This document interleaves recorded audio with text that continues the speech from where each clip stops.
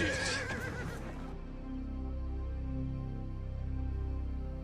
Hello and welcome. This is Too Old for This Shit, where we dissect, think about, pontificate, and watch some of the best and worst action movies from the 80s and 90s. My name is Josh, and I'm here with my co-host, Antonio. Hello, everyone.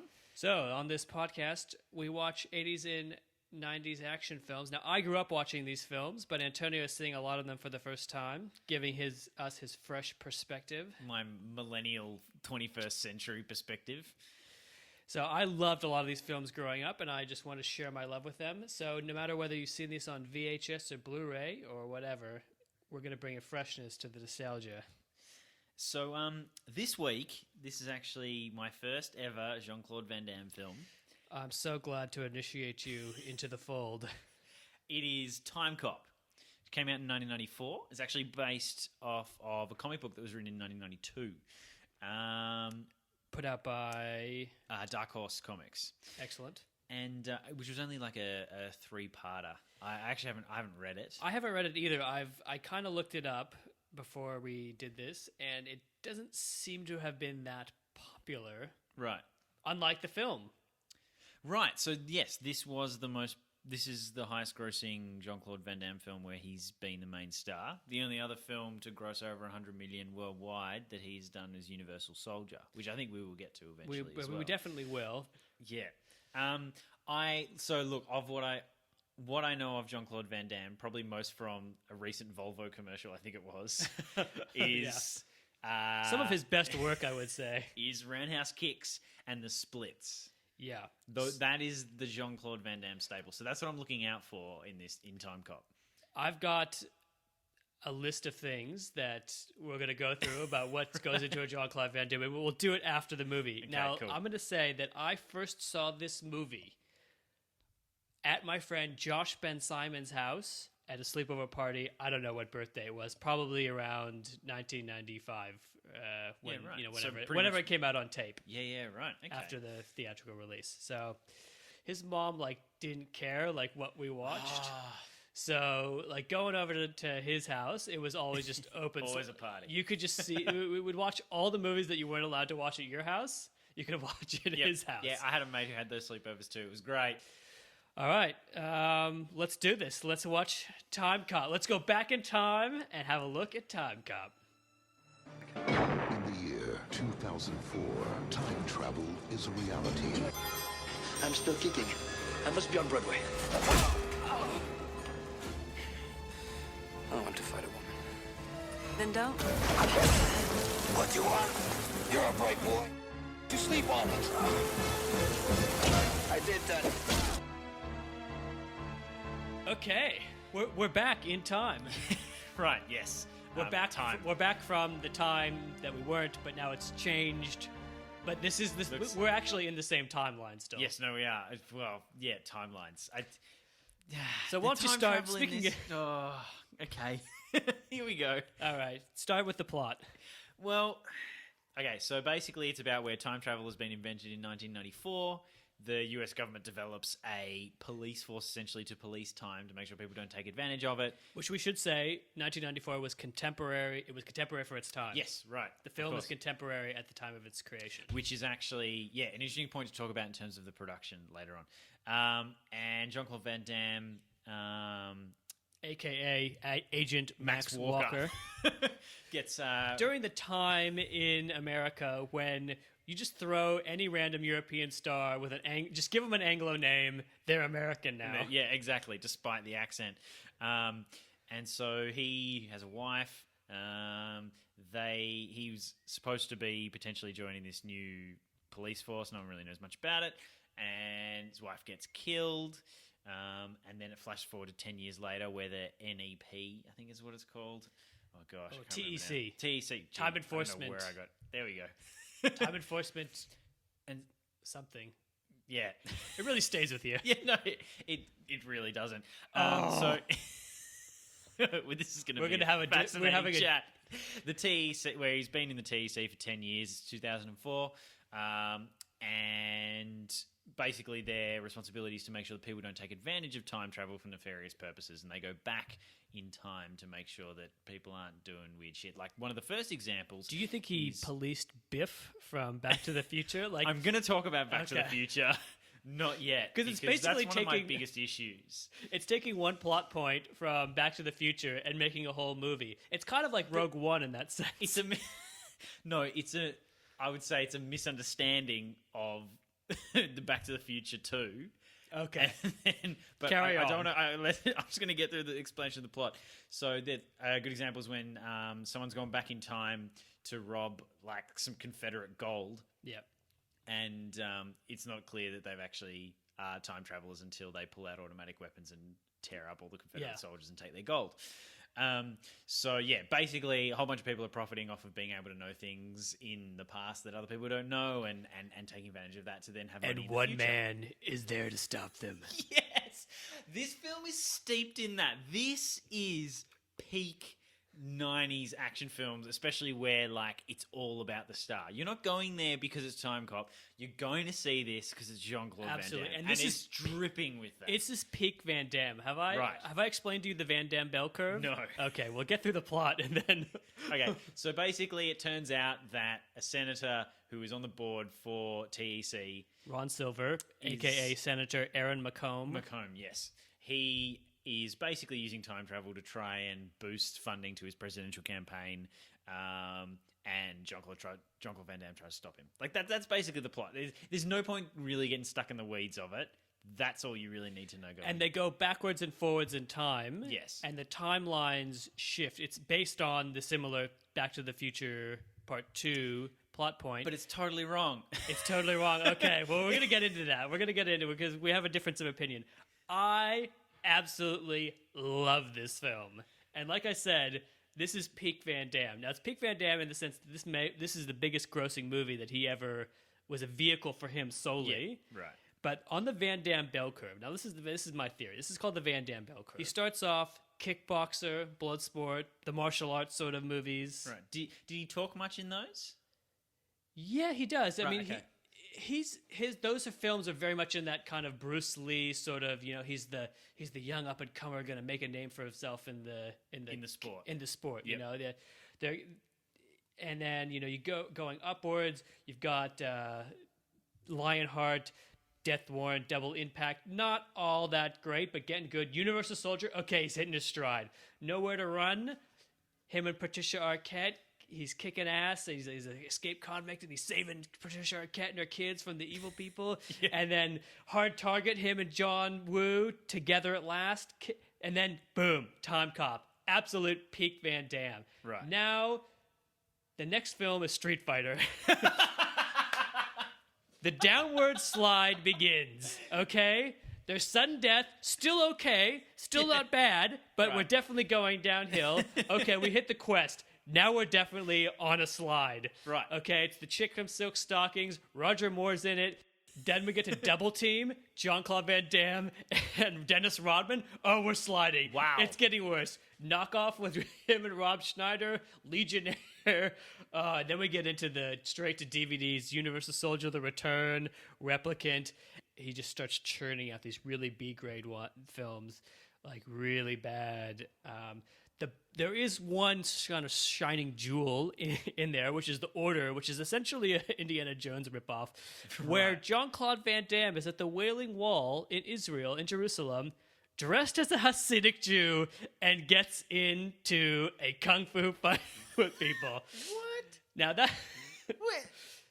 Oh, the film's I can't wait to see so all of this. Oh, dude. Oh my God. But I love it. Right. Yeah. Okay. So you see. So that's the Jean-Claude Van Damme Bell Curve, and Timecop. I'm glad we started here because this is the actual pinnacle. This is the best. This is probably the best film he ever made. Which really. Oh God. See, yeah, I feel like this film is endemic of all the problems of 90s and 80s action films. Okay. Like we've watched RoboCop, which we said was timeless. Yes. And this isn't for all the reasons as to how they made films back then. Despite the fact that it's called Timecop. It's not. Well, it's Timecop. It's not Timeless Cop. it got boring. It felt so cliched, and maybe that's the thing, is that I just can't get past that for some reason. And I guess that's where your nostalgia is kicking, being like, no, this is amazing. I'm like, no, this is there's a reason why we don't make films this way anymore. It holds no interest for me. Like I can't explain it. Like the whole plot, I'm just like, so that's, of course, it's gonna be McComb who's the evil dude. I knew that McComb was the evil dude as soon as they had that first scene. Classic example of bad filmmaking, the exposition dump where they have the meeting to introduce the fact that time travel exists. Yes. It's like some aide to the president explaining time travel. It is all exposition, except for the one shot of McComb where, like, he looks shifty as all get out. You're like, oh, gee, here's someone who's clearly going to misuse his position on the board or on the committee. The oversight, the Senate Oversight Committee. Yeah. Can I just say, though, I think he's probably in the history of film, he's the first bad guy who's ever named Aaron. Really? I don't know. I can't think of another you feel one. Like Aaron is like it's a quintessentially good guy name. Okay. But he's a really bad guy, and his name is Aaron McComb. He is a terrible man. And they go, but then we see Max Walker. Yes, and that scene is established in the mall, which we end up seeing at the end of the film. Yes. Which, yeah, I don't know. I think because I have seen Back to the Future and other time travel films, a lot of that stuff, maybe I would appreciate it more if I hadn't seen any other time travel things, because that's what works in a time travel film. Fun fact about that mall scene, well, it's not a fact, but something I noticed, the blatant Nissan placement. Did you notice that? The what? There's a Nissan car that's like on sale in the mall or yeah. whatever. Like, it's always there. Like, whenever they establish the mall, it's like, the new Nissan, like 1994. Bah! Yeah. Well, what? Maybe he's going to go back in time to get that great deal, when he travels back. Well, I think it just goes to show that if you want to make a film that's going to stand the test of time, you can't have product placement. Yeah, It just doesn't work. Because True. you look at that stuff and you go, it just totally dates the film. Anyway, and that scene's quite clever in there, and it sets up this interesting relationship with Max and his wife.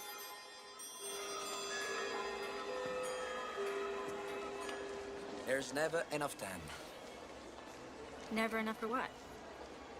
to satisfy a woman. Then you never want to miss an opportunity. Mia Sarah, a.k.a. Sloane From Ferris Bueller. Yeah, looking a hell of a lot older, but still Sloane. Still looking amazing. She never did really. I don't think she did a heap. I remember when I first saw her in Ferris Bueller, I'm like, surely she's done other things. Not really. Timecop. Timecop killed her career. Timecop. Despite making $100 million. Having a look here, she's done a bit of TV, but gosh, there's a lot of TV movies here, which which worries me. That's almost second to bottoming out the backside of the porn industry, really. Yeah, sure, okay. No, mall scene. So there's the thief who steals the bag on rollerblades. Oh, yes. Is that the most 90s thing you've ever seen? Very. Look, this could just be me imprinting it, but I feel like he's also listening to a Walkman at the same time. So it was in this first mall scene that we kind of started to see, and I could feel that thing of like how Jean-Claude Van Damme is amazing and everyone at home knows it, so he can do whatever the fuck he wants. And like as soon as he saw the guy on rollerblades, you could see it in his eyes, he's like, some shit's going down. Yeah, you don't need... He just knows. He's Jean-Claude Van Damme. He knows when crime is going to happen. Like, he saw it coming. And, in that scene also set up the whole thing about his wife being pregnant, but she's not able to tell him for whatever reason. Like, we know that she knows, and then he doesn't, and he finds out later. Yeah, he doesn't realize that she's pregnant. So anyway, but the audience knows. So the plot, Max Walker is a cop who gets recruited to the newly formed TEC, and then on that night, after making sweet, sweet lovin' to his wife, she dies, but he survives. Murdered by a home invasion, and the home blows up. Yeah, he gets shot, but yeah, she He gets shot in his bulletproof vest and survives. Then we go into the TEC, and it's 10 years in the future. It's 2004, yes. We flash forward 10 years. And so it's evident that if your wife dies, it means you need to grow a mullet. Yeah. Because for some reason, he's got a mullet in 2004. Exactly. Don't know why. for this. Well, see, in that timeline, mullets were cool again. Yeah, is that what they were projecting? Yeah. Well, it's fascinating the things that they do have in 2004. The cars. Oh, self-driving God. cars. Self-driving cars, which they are... were about 12 years too early. Well, not even, maybe, let's say 14, because really they're not quite there yet. And virtual reality. One of the techs is... Ricky. Yeah, virtual reality porn, which, you know, they were probably about, 10 years early on that. But that's actually not too bad. Like, Is there virtual reality porn? Do you know something that I don't? Come on, mate. I know we're doing a podcast about films in the 80s. Okay. I know you weren't born yesterday. Yeah. but yeah, like those cars look horrendous. Yeah, those cars. The 2004 cars. They're self-driving. It's like they've got a whole bunch of PVC piping and then like glued them to an actual car and then like spray painted them. Yeah, they look like they've taken Blade Runner cars and just spray painted them silver or something like that. It's just, they look so weird. I'm sorry, there's so many things about this film that just took me out of the experience. Well, yeah, for me, the nostalgia factor I just rollerblade all over those. Yeah, no. I could rollerblade right past. The 90s hit you like a freight train. Like that sex scene with the saxophone in the soundtrack. Oh my God. Dude, if I even when I make love today, I still hear Careless Whisper. Rest in peace, George Michael. Yeah.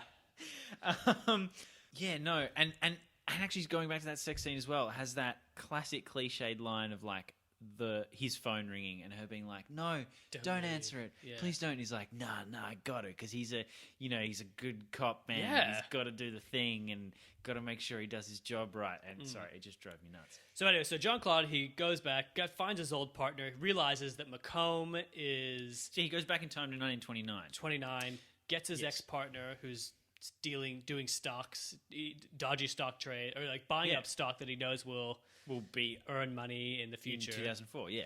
For McComb's presidential campaign. And then he realizes that McComb is pulling strings. Yeah, something that we've known for 10 years because, camera work. The audience knows it, but Jean-Claude hasn't quite caught up. So that's what I don't understand. Why? I just feel like they just emphasized him the wrong way in that scene. I'm sorry. I have so many problems with this That's film. all right. But in the scene, so before he arrests his ex-partner, there's one of the classic 5 Jean-Claude Van Damme moments, which I'm going to list right now.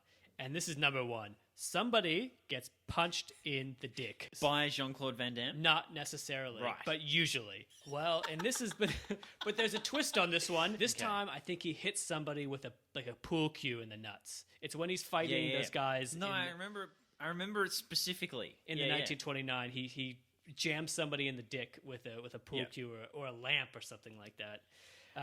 And every Jean-Claude Van Damme, there's the splits. Yes. And this pays off big time. The splits save him throughout the film, which is fantastic. I actually love that. I think that's great. When he's about to get electrocuted by the taser and it shoots into the water, he does the splits, it hits the water and kills the guy who shot the taser. I mean, classic that's Van about... Damme.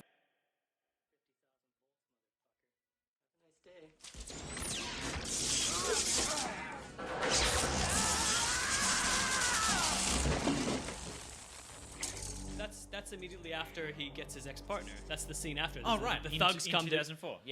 When they flash back to 2004, he brings his partner to justice because he and the way his partner is brought to justice, and this is I think actually clever. His ex-partner jumps out of the window of 1929, and it appears as if it's like, because the cliche in 1929 is all these stockbrokers are committing suicide. Yeah. So he grabs them, hits the button on his belt, and so they fall into the time ripple and go backwards in time. And then when they pass judgment on his ex-partner, they just let him go and he falls to his death. I like the way that they do the time travel back, even though it is horrible. The physics of it are just absolute. Neil deGrasse Tyson, I'd like to see him send out a few tweets about this. But just the pure logic of the time travel, right, is that for some reason to go back in time, there's a couple of things that are wrong. Yeah. Now that I'm unpacking it. Okay. To go back in time, he has to get into this shuttle thing, which fires at God knows how many miles per hour at a solid brick wall, right? Yeah, exactly. Okay, cool.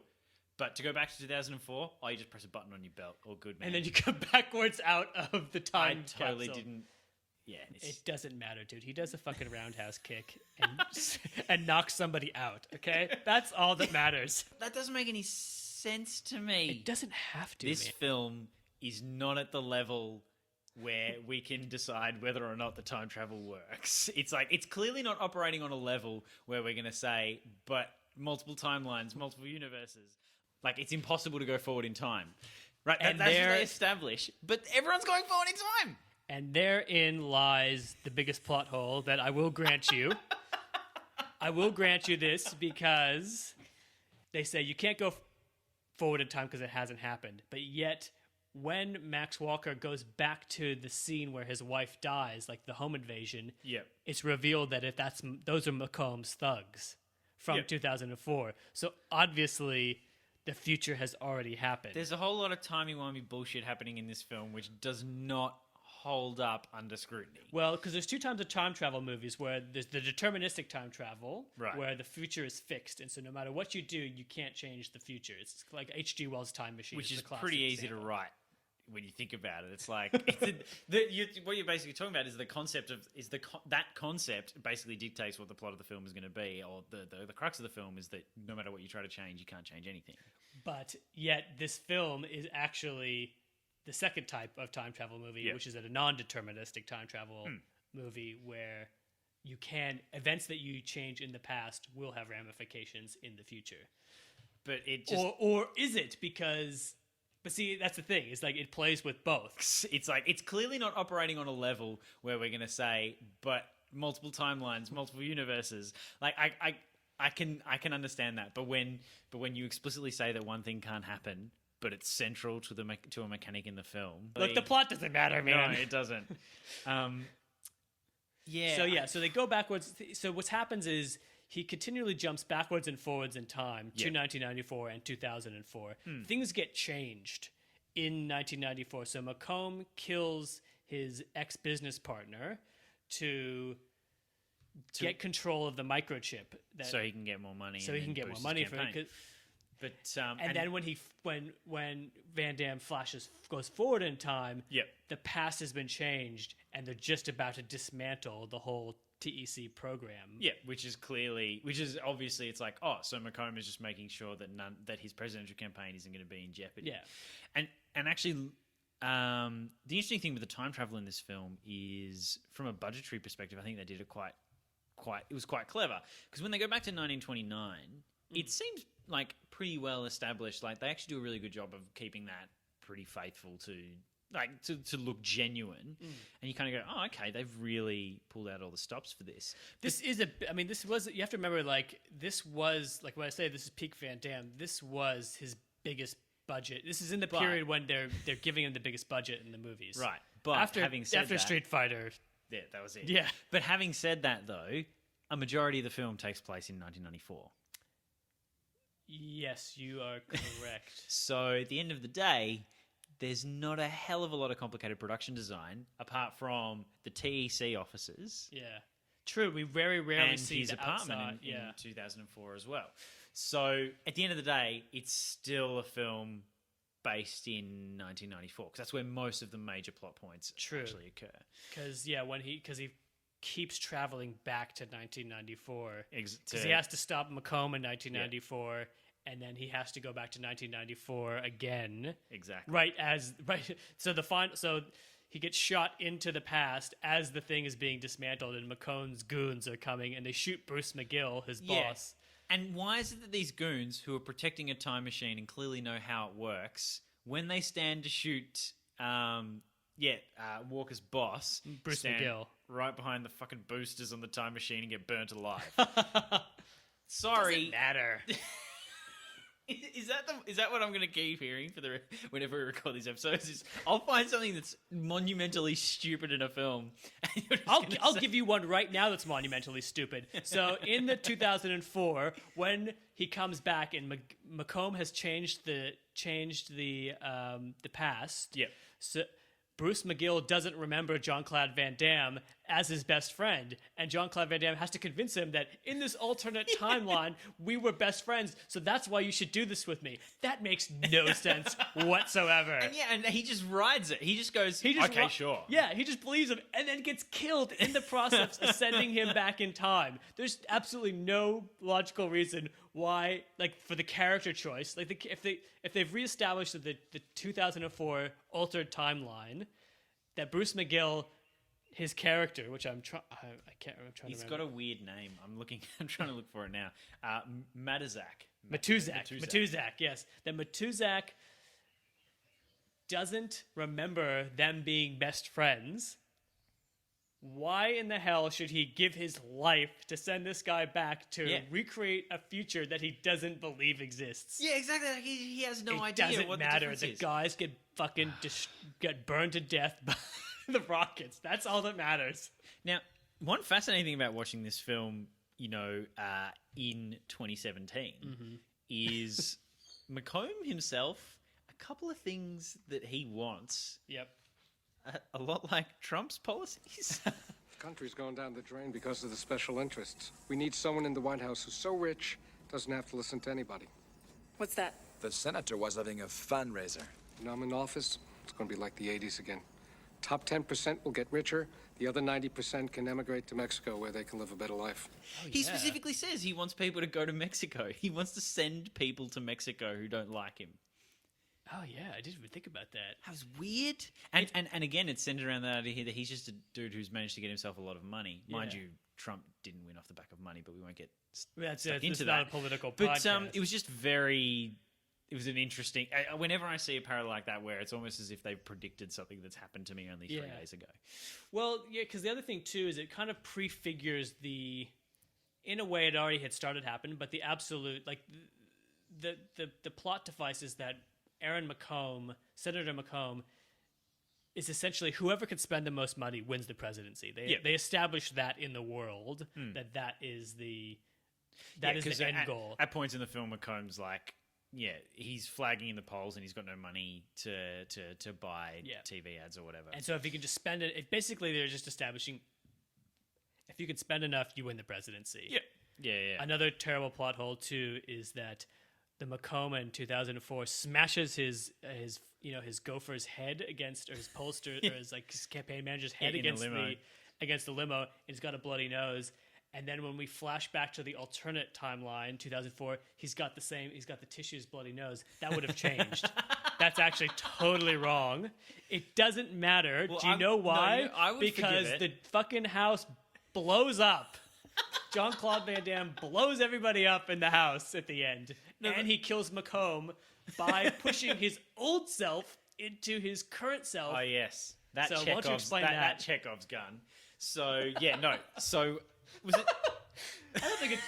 Just for I want to go on record here, is I don't think anyone has ever used the term Chekhov's gun in relation to a Jean-Claude Van Damme film. So this could be a historical moment. But I feel like these 80s and 90s films are all littered with Chekhov's guns. Like, that's pretty much all they are about, almost. Like, that's whatever ends up being the thing that defeats the final villain is usually a Chekhov gun type thing, which for people who don't know, it's where something is established usually in the first act of the film, sometimes in the early in the second act, which ends up becoming very, very relevant at the end of the film in sort of the final climax, or in some kind of turning point, which in this case is when McComb meets his younger self for the first time and says, "Don't touch me.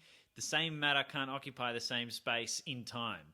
Which, okay, I'll pay that. That's fine. I'm actually cool with that being a thing.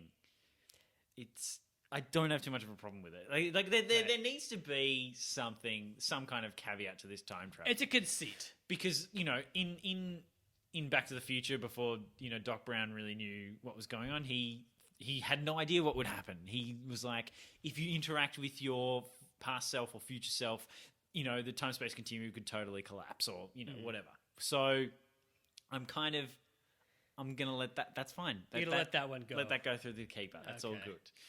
But yeah, so... Thank you, I'm very glad. That ends up being how McComb dies, is that Jean-Claude Van Damme throws his younger self onto his older self. You two should be closer. Keep him away from me. Same matter can occupy some space.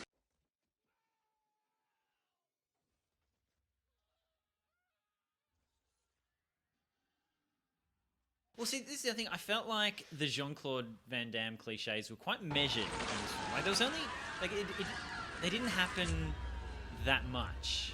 Well, so another cliche of his films is duality. Duality often plays a role in his films, or him Right. playing a double role.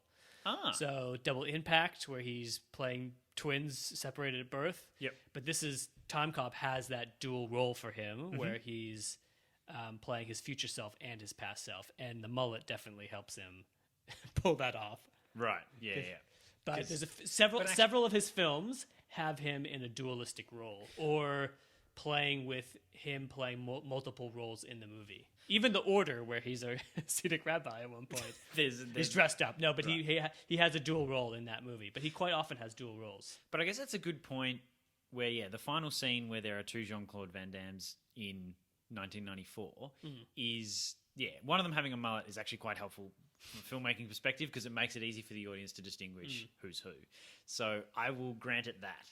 But still, those 1994 thugs looked fucking weird. This brings in an interesting aspect of the Van Damme films. Right. He is quite often the wounded hero. Right, And okay. He was often in that type of role. Whereas, Stallone was usually, kind of a more of a damaged guy, Yeah. or kind of an usually playing like these kind of underdog figures. Van Damme is usually cast in these sort of wounded hero roles. Unlike, I'd say it's similar to Stallone, but Stallone was more like, Rocky. He's the underdog. Rambo. He's the kind of the forgotten guy. Yeah. Schwarzenegger was always super big and macho. Seagal was, well, whatever. Seagal. just always amazing. Yeah. Just the best. Just regardless of who it is, he could be a chef and No would be the- emotion. Yeah.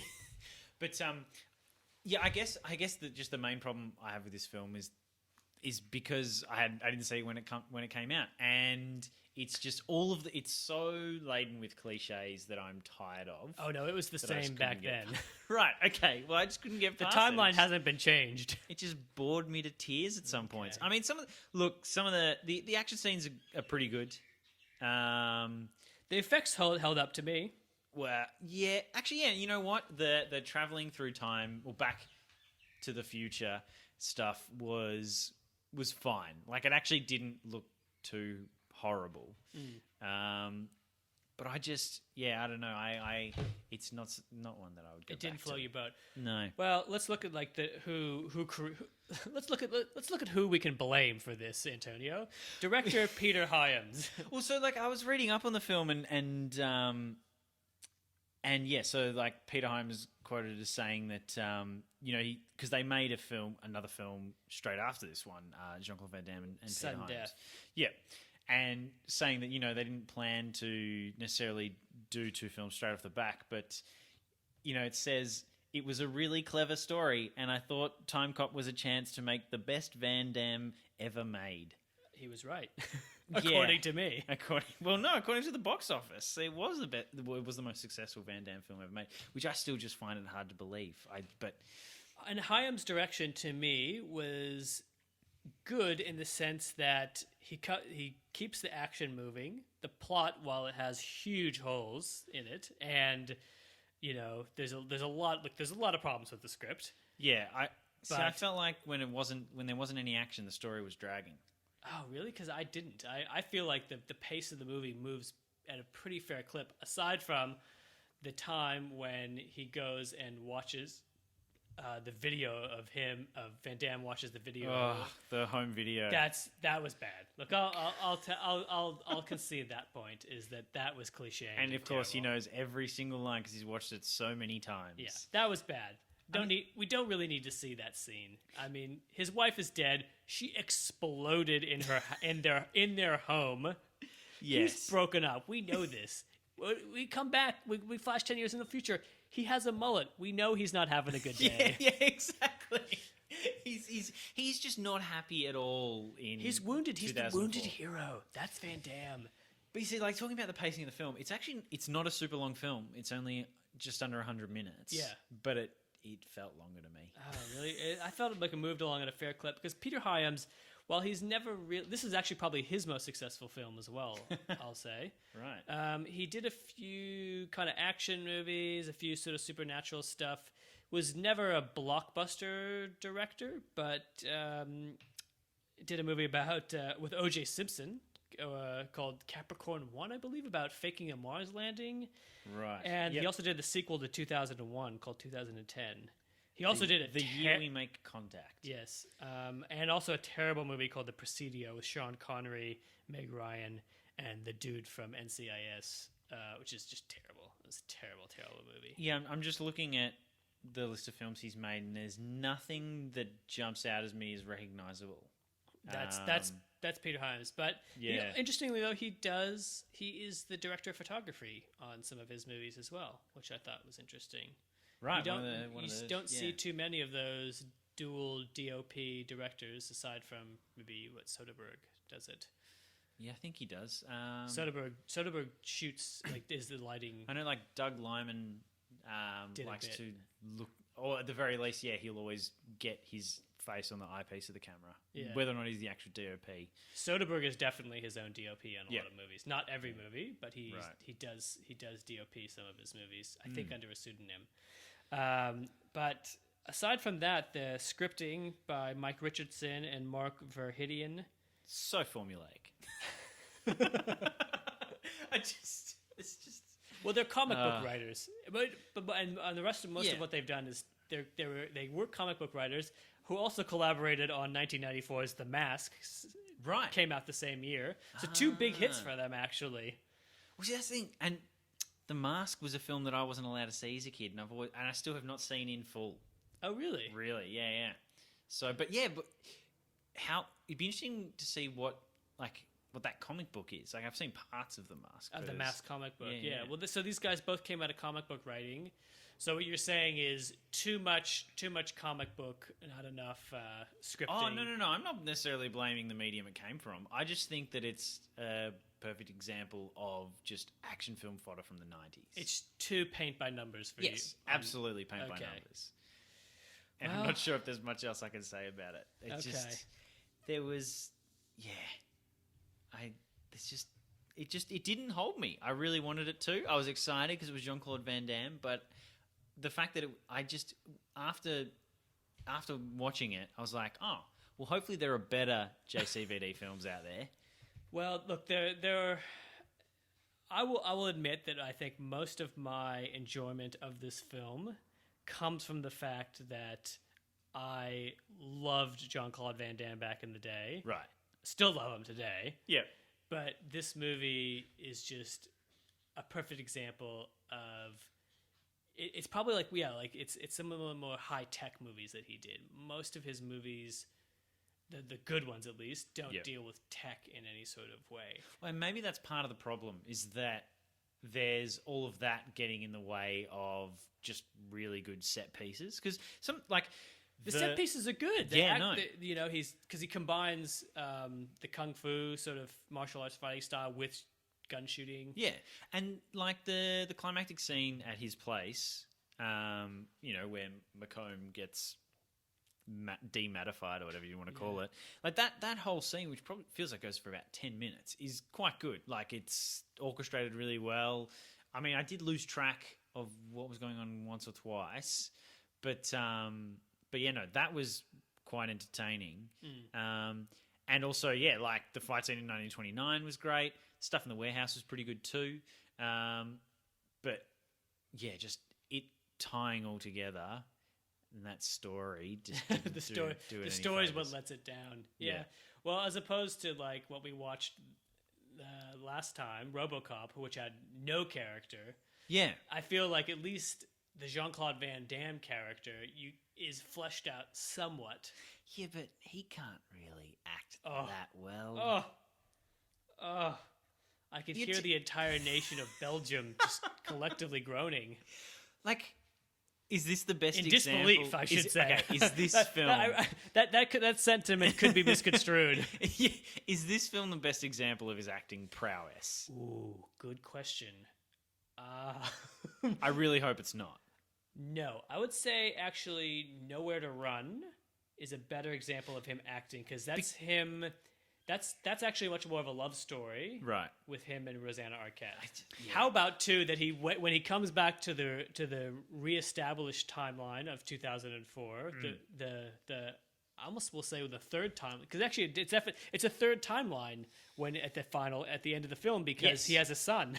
How crazy would that be to like come back to your house and you've got this 9-year-old kid? That's actually, here's an interesting thing. I want to see that movie of where you have to figure out, holy shit, I have a 9-year-old kid who I have no relationship with. How do I fake this? Or even like, yeah, the kid finding out that his dad is actually this time traveling dude, and that's the reason why he doesn't know who he is. Or Yeah, like but nobody. That's the thing, is nobody knows except for Van Damme. Yeah. He's essentially, the entire universe revolves around Van Damme, which is the way a good roundhouse kick is done. Coincidentally, the Right. entire universe. So revolves around. Timecop is actually an analog for It's a metaphor. JCVD. Yeah. as a person. and an Yeah, action star. that's actually on my Van Damme hit list. Like of things that always have to be in a Van Damme movie is the helicopter. The spin the kick. roundhouse kick. Yeah, The yeah. roundhouse kick. Yeah, for sure. And this film, I think, does not feature a roundhouse kick. You might be right. It doesn't. Actually. It does not feature a full roundhouse Definitely, kick. definitely the splits. Like I gotta say, yeah, the fighting in it. Yeah, I mean, you kind of said before it incorporates some of the kung fu, but it's not straight up martial arts. It's just like that action Punch movie up. fighting. Yeah, it's but the last thing of things in Van Damme movies is children. There's almost always children or some aspect a repeating motif of children. Yep. Are often in his films, and this this definitely ticks that box of he's That waiting. being the motivating factor. Yeah. Is that he's lost a child that he didn't even realize he was going to have, you know, and then it kind of in Marty McFly style, Back to the Future Part 1, Yeah. you know, comes back to the reconstituted timeline, and you know, all this, Everything's okay. everything is fabulous. But you could see the pain in his eyes, Yeah, you know, like, yeah, how am I sure, going to whatever. deal with my Yeah, wife right. coming back, and I have a kid now. I have a 9-year-old. Okay. No. There was one last thing that I would like to complain about. Please. Is Don't- the one-liners. Oh. The typical action film one-liners, Was there no good ones? they were terrible. I You're think right, the there best thing there that aren't. Jean-Claude Van Damme came up with is "That's Gotta Hurt" after like a dude fell off a building. Yeah, English is his second language. So yeah, that was. I think that was probably part of the reason why I didn't enjoy it, is because even the cheese wasn't tasty. Like it. Yeah, I'm sorry. I really came into it wanting to enjoy it. Oh well, And it didn't quite make it for me. you just don't see it. Oh well, on that uplifting note, this has been Too Old for This Shit, where we watch 80s and 90s action movies and relive the glory, or not, or feel disappointed for the very first time. So disappointed. Last but not least, the social media plug. Like us on Facebook at TOFTS Podcast and follow us on Twitter at TOFTS Podcast to stay up to date and send us any movie review suggestions. Make sure you also subscribe on your podcasting app of choice and leave us a review. It helps. It really does.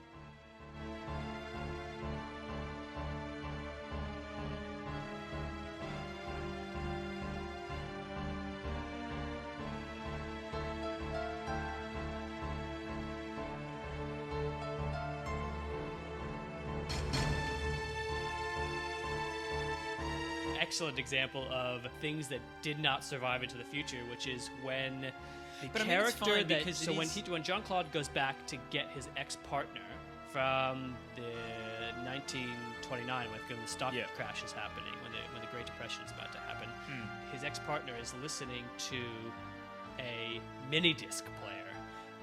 Right. See, I Which- didn't think they were around in the early 90s. But I guess they must that's have been. but they had just come out around that point, and right. so And they did not survive. no, mini disc did not. Mini disc will go down with Coke 2 as did not survive into Oh, the new Coke. yeah, new Coke, But like, crystal clear Pepsi.